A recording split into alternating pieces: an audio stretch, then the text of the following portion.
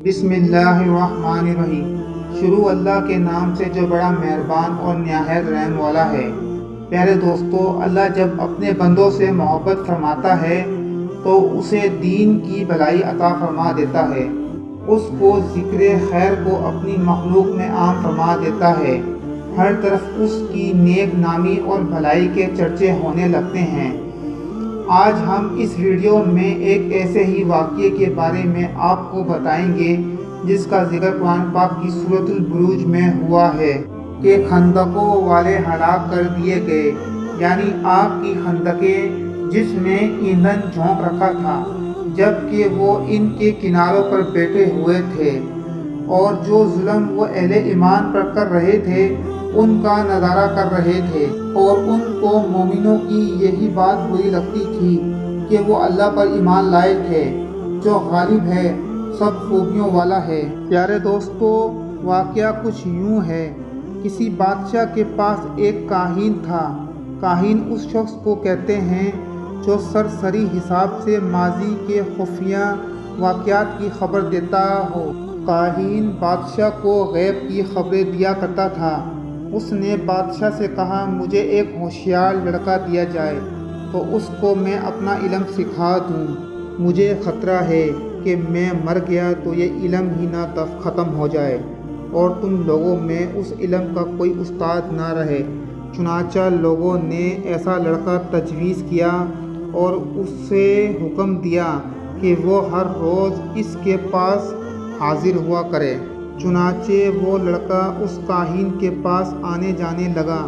इसके रास्ते में एक ही राहिब रहता था और उस ज़माने में दीन ईसा अलैहिस्सलाम ही दीन हक था और ये राहिब इसी दीन पर कायम इबादत गुजार था। वो लड़का जब उस राहिब के पास से गुजरता तो उससे दीन की बातें पूछता। राहिब ने उसे बताया कि मैं तो सिर्फ़ अल्लाह की इबादत करता हूँ। वो लड़का राहिब के पास आने जाने लगा और खुफिया मुसलमान हो गया। अब लड़का राहिब के पास ज़्यादा देर रहने लगा और काहिन के पास देर से पहुँचता। काहिन ने उसके घर वालों को पैगाम भेजा कि लड़का मेरे पास कम ही आता है। लड़के ने राहिब को ये बात बताई तो राहिब ने उससे कहा, जब काहिन तुमसे पूछे कि कहाँ रहे तो कह देना कि मैं अपने घर वालों के पास था। कुछ वक्त इसी तरह गुजरा। एक बार लड़के ने देखा कि किसी शेर ने रास्ता रोक रखा है और लोग परेशान हैं, तो उसने एक पत्थर हाथ में लेकर दुआ की कि या अल्लाह, जो कुछ ये राहिब कहता है अगर ये सच है तो मैं तुझसे सवाल करता हूँ कि इस पत्थर से उस जानवर को हलाक कर दे। ये कहकर वो पत्थर मारा तो शेर को लगा और वो हलाक हो गया। अब लोग घबराए और कहने लगे कि इस लड़के ने तो ऐसा इल्म सीखा है जो कोई भी नहीं जानता। किसी अंधे ने सुना तो उसने लड़के से कहा कि मेरी आँखें अच्छी हो जाएं। चुनाचे लड़के ने अल्लाह से दुआ की तो उसकी बिनाई लौट आई और वो मुसलमान हो गया।